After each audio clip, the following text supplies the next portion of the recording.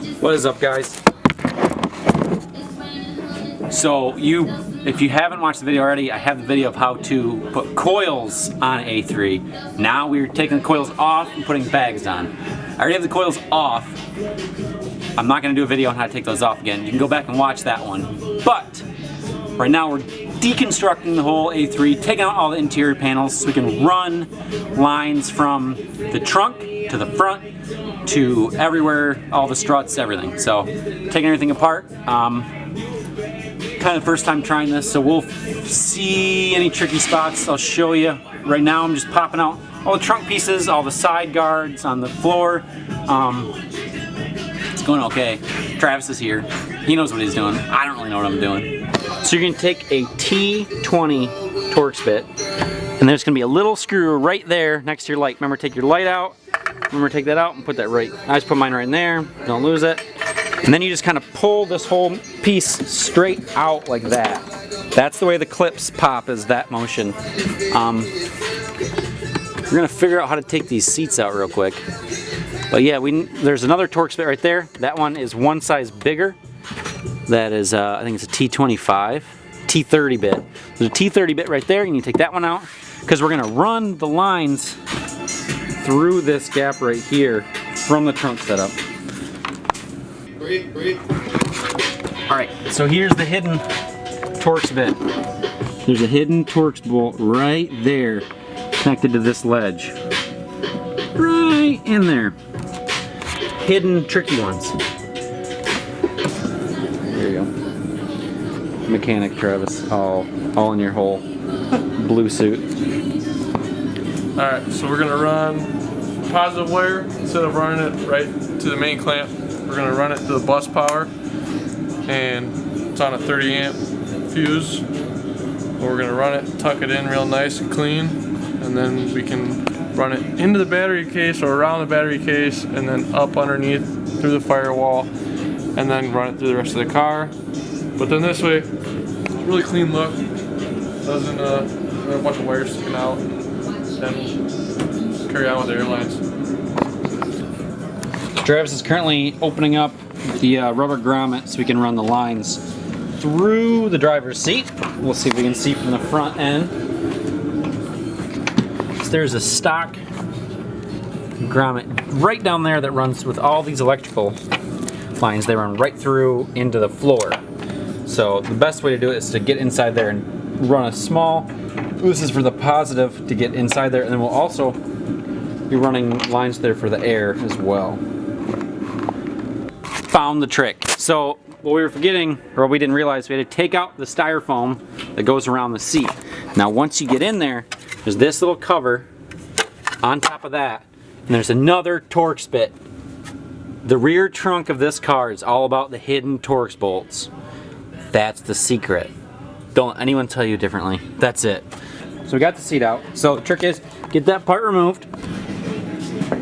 So then there's going to be, it looks like a rod goes all the way through, but it's not. There's like a little, like a ball joint kind of a thing right there. And that goes right into this rod. What you have to do is you have to pull the seat at an angle. You have to pull the seat. It's going to be sitting like this. To pull it at an angle, and then at the same time push, and it pops right out. That's going to be the trick.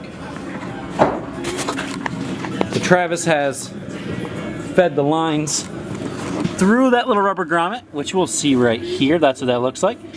And then Air Ride comes with a cool little wiring harness that all comes bundled together real nice and pretty. And then he's ran that from, just like their instructions, right to the back. We're gonna have all the controller wires waiting. All right, so this side panel here has an alignment bolt right here. I don't know if you see it, maybe, hopefully. And when you pull the whole thing off, you gotta go at a motion like this. It's gotta swoosh that way, or else you'll break one of the clips like I did. But they slide out when you go like boom, like that. And then you're all exposed. You're gonna pivot around this rod down there, and you're good to go. Now everything is exposed, and we can run our lines nice and tight. We know exactly where to put everything. Right through here, ready to rock. So everyone knows a good build is how well everything's tucked. So right now we're tucking all of this wire inside next to this, exactly what he said. Inside next to this control module, we're gonna tuck everything down there. There's a couple braces you gotta fit behind. This guy's pretty big and kind of annoying, this relay, but that's fine. And then we're gonna try and tuck the controller. The controller's gonna try and get tucked underneath here. So there's this USB end that attaches to the V3 controller module that we gotta get underneath this carpet and in the armrest. That's the goal, and that's gotta go underneath the carpet. And I'd like to do it without unbolting the seat, but the seat might need to get loosened up a little bit to give us some slack. All right, so you're gonna start running wires through the firewall underneath the driver's seat. Same grommet that you went through for the wiring. Same one for the wiring, and you're gonna go through. There's a little rubber grommet. With what? Put them right up there. Then you're gonna run the wiring, or run the air tubing here, and there's gonna be a little. There we go. There's a little grommet in here, and we're getting the wire set up, or this tubing set up for. You're just cutting the right length, so when we get the strut in here, we're all good to go. Get some snake wrap. Get some pretty stuff, dude.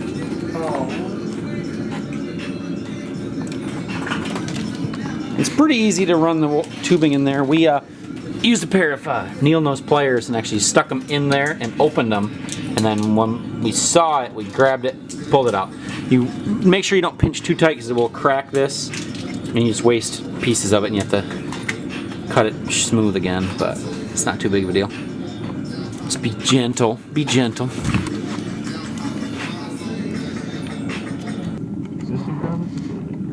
Yep, you don't want to drill any extra holes. And what we're going to do is hide it up underneath this insulation all along the back and then run it back down. Because the best jobs are hidden. And then that way it's not right next to the motor, getting hot, melting lines, and then you're custom. Then you're stuck on the side of the road with your one side won't inflate. It's a bad day for all. So we are gonna go to bed. It's late. Got most of the wires ran, tucked in there. We got the passenger front tube ran. We're gonna do everything else tomorrow. Should be pretty straightforward. I mean, that's the thing about bags. It's pretty straightforward. It just takes a while. A lot of time-consuming nonsense. All right, let's see what happens tomorrow. So we're taking off this mount on the intake. We're going to put it on the compressor. Inlet port. Remove plug. Focus. Don't put the intake from your compressor outside your car. You want it inside the cabin somewhere with a medium amount of air that it can get to. Preferably the whole cabin air, but who knows? Dude, I can seriously not get this. Yeah, so that's in there. Check it every once in a while. It's kind of a pain in the ass to get off. Pulls air into there. Take the mount off. We're just going to mount it here for right now. We're not going to remote line it. So. Nice and easy. Boom. Boom. Got our filter on the back there. Boom, boom. Don't tighten it too much. Yeah. Don't reef it on, hand tight. And then one thing about the A3, this is the Slam series, there's no mounts on here, no mounts at all for your sway bar links. So you actually have to take the sway bar out, or you can just take the link off and let the sway bar kind of hang there. And so that's probably what we're gonna do, because there's no mount, and even if you made a mount, like welded a mount for your sway bar. And also, once you take your sway bar link out, as people that know like Mark 5s, technically you're supposed to do a frame notch here. It'll get you lower when you air out. one side will sit a little higher than the other. But for right now, we're not going to do the frame notch. We're just going to get it installed, see how everything sits, and go from there. But we're going to take this link out and run it without no links for now, and every other Mark V. Yeah, every Mark V and Mark 6 on the planet that's like on air does not have sway bar links. They may have a frame notch, but and half of them have frame notch.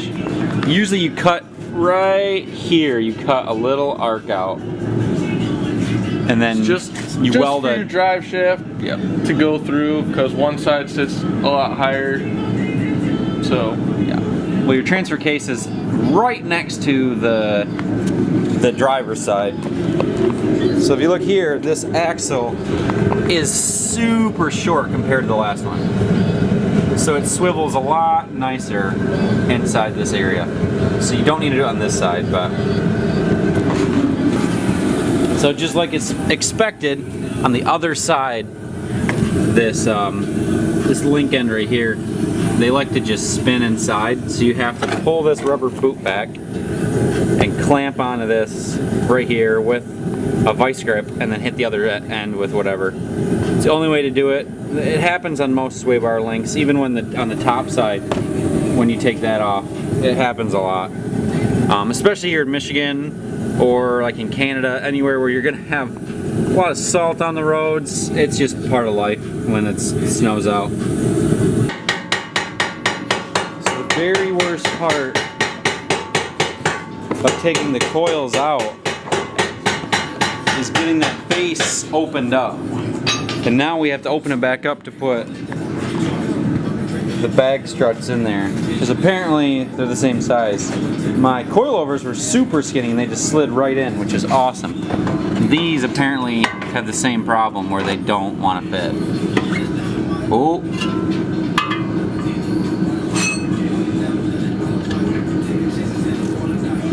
So you gotta wedge something in there.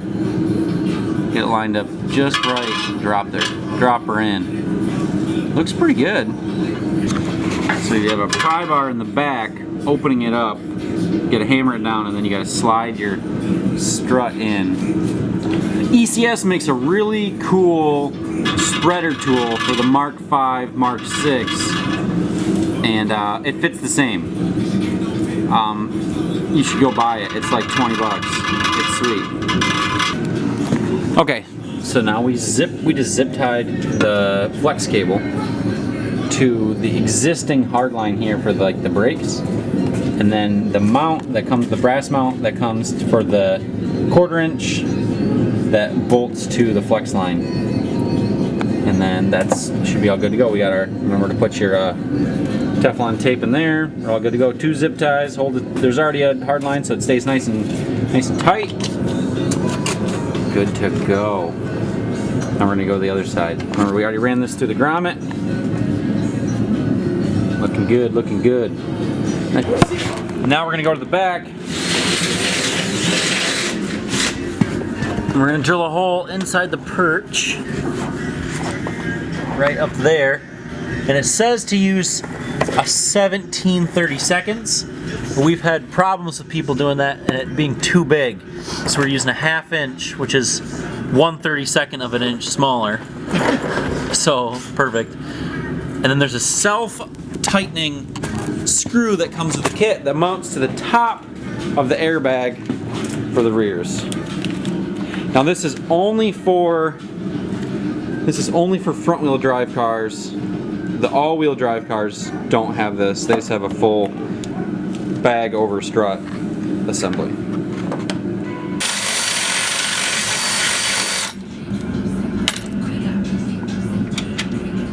Bam. Now there's a self-tightening nut we're gonna put in there, so it's gonna be kind of tricky. You have to hold it up and then tighten the nuts against each other. Then it kind of expands and locks tight in there. That's way better.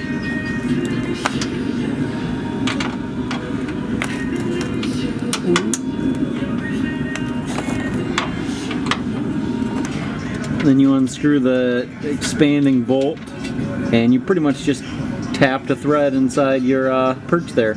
But the perch was just a little piece of stamped metal and now there's a brass thread inside your perch. Boom. Just like that. Yeah. So we drilled 3 holes on this side. The other side has a little bit closer to the exhaust. So we drilled 3 holes. One is for the release, and then the other 2 are for, I mean, one's for each side, the right and the left side, of course. We got some sweet little rubber grommets that fit perfect, made for this airline. So it looks nice and fresh. We're gonna run them out, measure them out, get everything set up. All right, so this is the base mount for the rear bag. And you can see on here, there's a little line, and that line is what that's the line that you would cut if you're not using stock struts. So these kits are able to work with the stock Audi struts on them. And if you're gonna keep the stock struts, then you keep that line.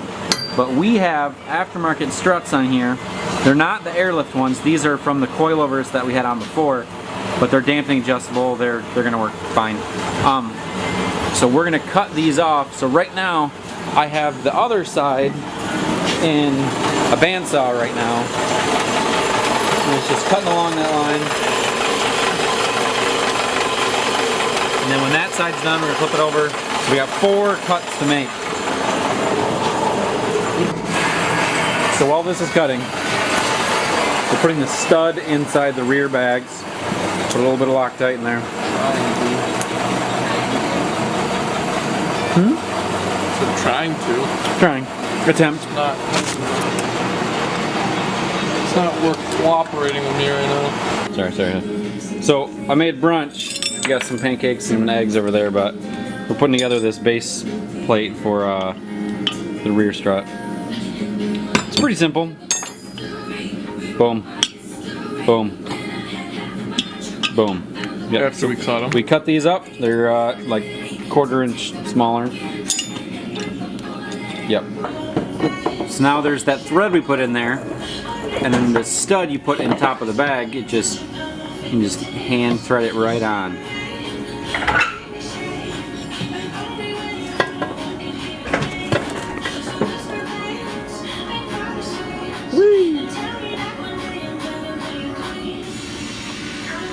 Just spins right up there. You get it nice and tight, and then that square base that we put on the bottom spaces it out off from the arm that holds up the standard spring.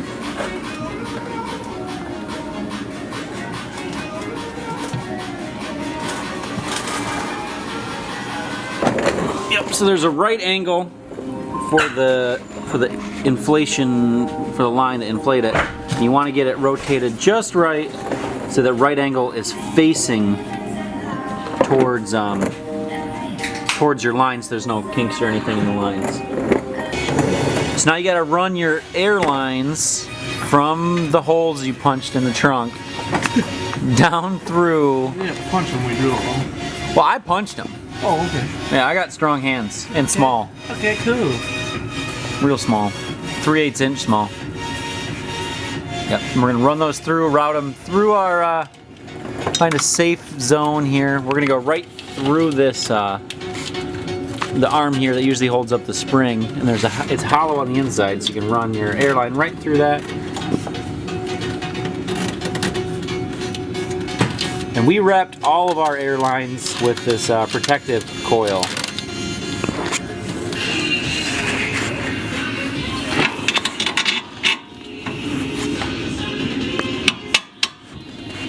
Don't forget to bolt the bottom of your bag into your arm bottom here. We almost did. And it'll seat down. And then You just need to bring this lower control arm up. Yeah. Because when the bag sits up all the way, it doesn't even touch. Yeah. So you need to compress it a little bit, then you'll be able to touch it, and then take the leaves out. Take the leaves out. There should be a big fat washer, and then all clean up. we put a lock washer on there too.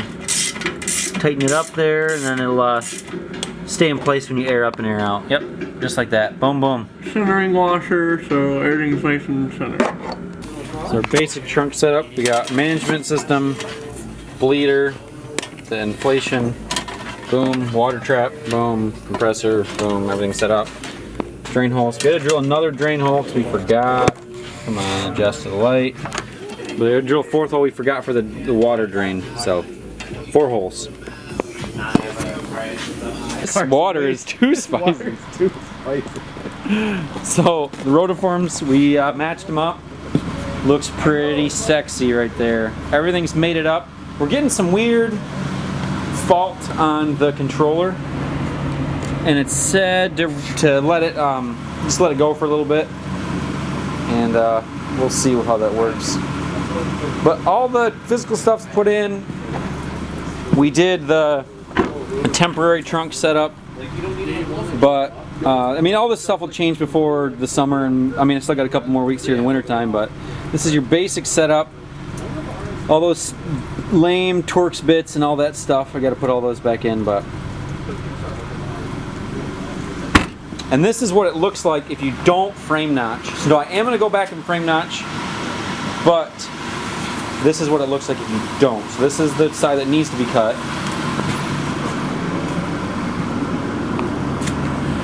And this is the side that doesn't. So it's almost an inch difference. Like it's there. That's what needs to happen. So if you're wondering if you should, if you shouldn't, well, if you want to run that height on both sides, or when you air out, you know, if you're not going to air out all the way all the time, don't worry about it. If you're going to run springs and do a mild low, there you go, you're fine. So like when I did mine. But that's it, boys. That's the basic. Now I got to do the not so fun part, put everything back together. But I hope you guys enjoyed my the build. We'll do some more stuff on the Audi here. So if you like Audi A3 things, Like and subscribe. like and subscribe. Johnny's, comment below. If we should get bigger Johnnies. I don't think we need bigger Johnnies. So these are, if you're wondering the fitment on these, this is. If you want wider Johnnies and you want to sit. Lit. Yeah, I need. They do need wider in the back though, so it'll sit. So it'll rest on the lip. That's. I mean, it's like perfect right there, but. Trust me, all I do is worry. Yeah, then you crunch. But so these are 18 by 8.5 at 35 offset. So that's what that looks like in the rear and in the front. So it's like perfect on like a Golf or an A6 or A3, not A6. I don't know why I said that.